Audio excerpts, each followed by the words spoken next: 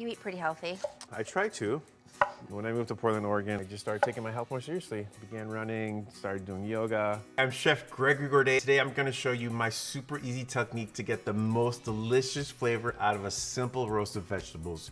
What are we looking for exactly? Some carrots would be awesome. Oh, these carrots are right here. There we go. Oh, these are amazing. These Look are at these. gorgeous carrots. Everything has been washed really well because we're gonna preserve that skin.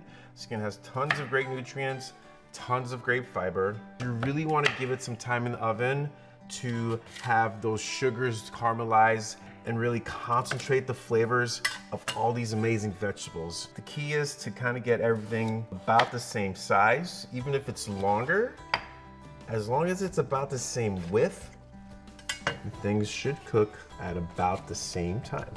We're gonna season it generously with some heart-healthy extra virgin olive oil. That's super good for you. That fat is gonna help conduct that heat. And then just a generous amount of seasoning salt. Putting the olive oil first helps the salt stick. You wanna make sure your pan is also not too crowded because you don't want your vegetables to steam. We're gonna cook it at a high heat with the skin on. It's gonna be fast, nutritious, and super delicious.